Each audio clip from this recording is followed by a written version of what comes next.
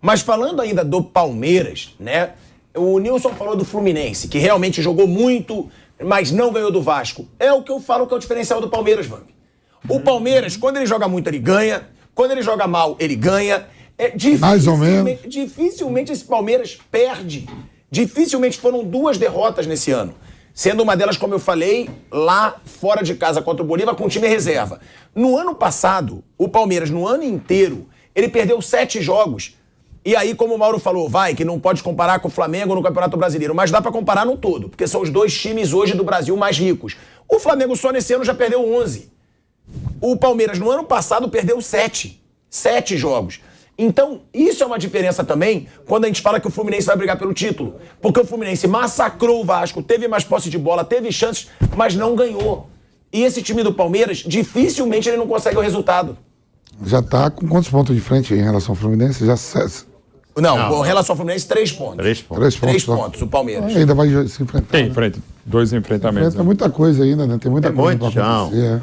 Mas eu acho que essa regularidade do Palmeiras para brasileiro é impressionante. É muito importante. Pode ser fundamental. É muito importante. E o Palmeiras ainda tem mais elenco do que o Fluminense. Eu acho que bola, as 2 equipes que têm jogado melhor são o Fluminense e o Palmeiras. O Fluminense é até mais bonito, bacana.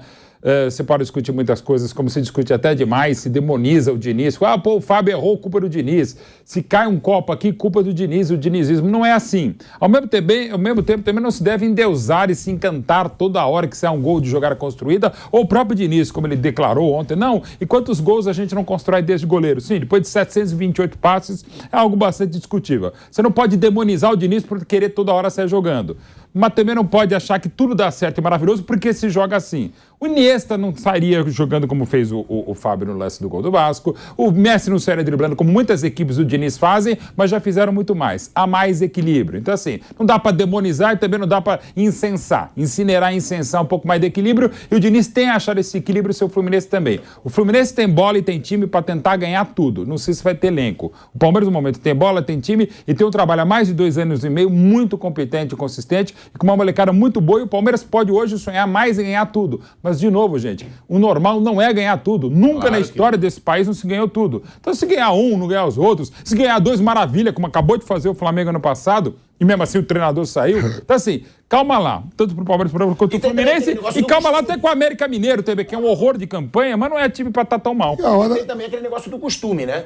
Tá acostumado a ganhar já. Não. O time do Palmeiras está acostumado a ganhar, diferente do Fluminense. Mas Esse algo... elenco do Fluminense não está acostumado a ganhar no Fluminense. Mas eu acho que você falou agora, não falhou, pelo amor de Deus, você falou, pilhado, dessa coisa da fome e do apetite. O Palmeiras segue com o apetite como se não ganhasse há muito tempo. O Flamengo parece meio enfastiado. Né? Ou, de novo, o segundo semestre a gente resolve. Não pode ser assim. É como destacou o Mauro César, a gente tem falado também, a cobrança tem que ser mais em cima. E a cobrança não significa dizer também ao aeroporto, ao Galeão, ao Santos Dumont, cobrar fora Flá, o Marcos Braz pode esperar a sua hora que vai chegar. Também não é isso, embora se discuta muito o trabalho deles. Mas assim, o Flamengo é muito mais do que a questão do treinador, são os caras. Porque o mesmo elenco ano passado que não jogava nada com o Paulo Souza, passou a jogar praticamente tudo ou ganhar quase tudo com o Dorival Júnior.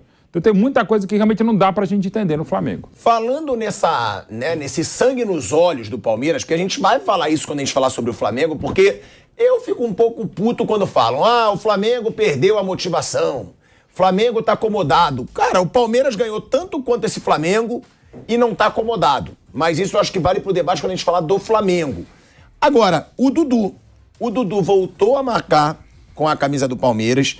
É um cara que sempre, né, é um ídolo, né? O próprio Mauro César, o Mauro Betti já falaram aqui várias vezes, é o grande ídolo dessa geração. Deste século do Palmeiras. Palmeiras. Porque ganhou tudo por esse Palmeiras e chegou quando o Palmeiras não ganhava nada e começou ganhando e hoje faz parte dessa geração tão vitoriosa. E o Dudu vinha ali, né, numa fase questionada, mas nunca... É isso que eu falo, o Palmeiras, o momento é tão bom que ninguém nem questiona. O Dudu não tá tão bem? Deixa, ele vai voltar a jogar. E o Abel, ontem, quando o Dudu voltou a marcar com a camisa do Palmeiras, o Abel falou sobre o atacante, sobre a importância dele para esse time do Palmeiras. Pode colocar aí, Kaique. Olha, hoje deu sorte que eu não tirei, porque ele joga numa posição a que eu chamo aceleradores de jogo, são os jogadores de corredor, e hoje acabei por deixá-lo ficar até ao fim, porque sabia que ele queria muito fazer esse golo, só que depois isso vai ter consequências à frente. Isso é com todos, não é? Nós temos pouco tempo para recuperar e muitas vezes quando eu tiro os aceleradores de jogo é em pensar um bocadinho à frente. Eu sei que às vezes eles ficam chateados, para não dizer outro nome, chateados porque todos querem jogar até ao fim, não é? Vocês viram um menino sair meio chateado, agora que o jogo está bom vais-me tirar, mas a missão do treinador e a função do treinador é ver à frente, é ver o que o torcedor não vê, é ver o que os jogadores não veem, é ver o que a direção não vê, por isso é que nós somos treinadores. Mas nós hoje eu particularmente hoje deixei o mesmo ficar até o fim, ele e o Arthur, para ver se eles aqui têm muito, não é? Ufa, se essa zica sair fazer golo e deu certo, felizmente para ele e para nós. Ele tem uma dinâmica, nós temos uma dinâmica diferente na direita e na esquerda. Na direita temos uma estrutura mais fixa e na esquerda uma estrutura mais móvel. O Dudu não está sempre fora, vem para dentro quando o Piquerez está por fora, o Piquerez vem por dentro quando o Dudu está por fora.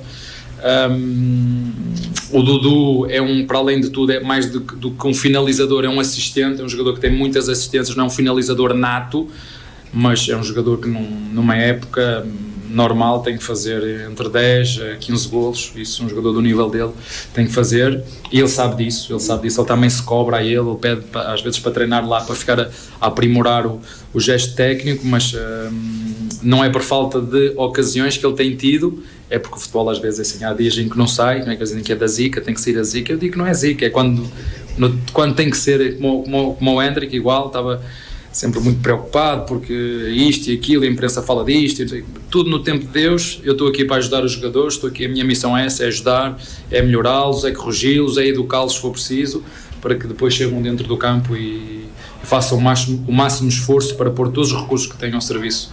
Olha aí, ó, é o Abel Ferreira e numa declaração sobre o Dudu, já explica o quanto esse cara pensa o futebol, né? O quanto ele pensa o futuro. Ele fala, eu tiro o jogador e se ele não saiu nesse jogo porque ele queria marcar, eu vou tirar no próximo. Porque eu tenho que pensar no equilíbrio do grupo. Ele pensa em tudo e é por isso que ele tá na fase que ele tá no Palmeiras, né, Mauro Betti? Sem dúvida, até pude falar rapidamente com ele hoje pela manhã, com o Dudu. E, assim, é um daqueles que estão entusiasmados e impressionados com tudo que está dando certo com o Palmeiras e como foi bem destacado por vocês e pelo Abel. O Palmeiras está numa fase tão boa que nem se cobrava tanto o Dudu pelo jejum dos gols e não só dos gols, ele não estava jogando tão bem mesmo. Não estava no nível absurdo do craque do Palmeiras do século. É tão boa que foi gol do Breno Lopes e gol do Davidson. Gol do Davidson. Assim, tanto é que o Palmeiras... E o Palmeirense... Não, e uma história fantástica, né? Que até meu filho apurou também, com o pessoal do GE, que tem um judoca paralímpico que ele se chama Davidson Breno Lopes. E que nasceu há 30 anos até. Quer dizer, qual a chance do cara acertar Davidson Breno Lopes, né? Assim, negócio inacreditável. Mas, enfim, ele não é palmeirense, vai ter que... Como o pessoal tá brincando, ele vai ter que virar palmeirense. Mas, enfim. Então, assim, o Dudu tá num momento muito bom. E contra o Água Santa, ele fez uma jogada sensacional pro segundo gol, dos 4-0. Contra o Corinthians, fez uma partidaça, inclusive ajudando com a bola. Ele teve um lance que até postei hoje num texto, respeito, pegou a bola na lateral esquerda, fez uma partidaça e só não foi melhor ontem que o Veiga, que está voando também, já é um dos candidatos até no momento a craque do Brasileirão, o Rafael Veiga. Então assim, foi feliz e até bacana o Abel ter assumido que foi por sorte que ele deixou o Dudu até o final para ele fazer o gol, e o Palmeiras segue muito bem, até porque os jogadores que não estavam tão bem, não estavam fazendo gols, como o próprio Hendrick e o Dudu, vão lá e fazem toda essa diferença. A expulsão, né, ela fez muita diferença, óbvio, pro resultado, 5-0. Foi uma expulsão justa do Lucas Alter, na opinião de vocês? Eu daria só amarelo. Eu achei que houve um exagero na expulsão. O árbitro não ia expulsar, né? Foi o VAR que chamou pra... O árbitro pode também falar, manter...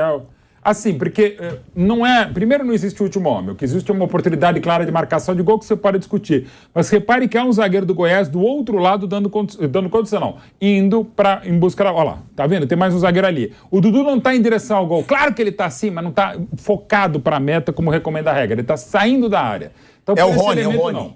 É o Rony. Perdão, Dudu, o Rony.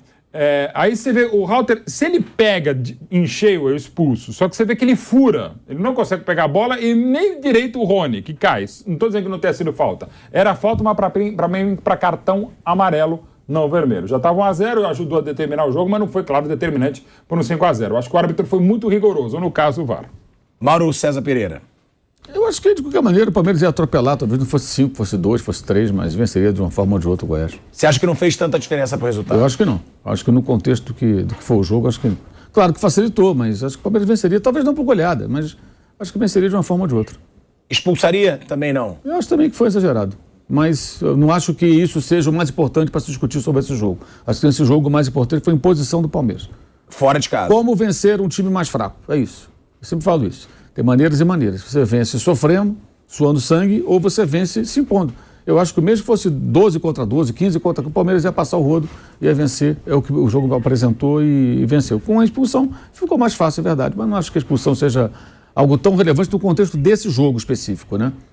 Como ele também... Ele expulsado por ser o último homem, né? Ele deve ter analisado por último homem, porque a falta não é pra expulsão. O chato é o VAR interferindo em decisões de campo que não deveria, né?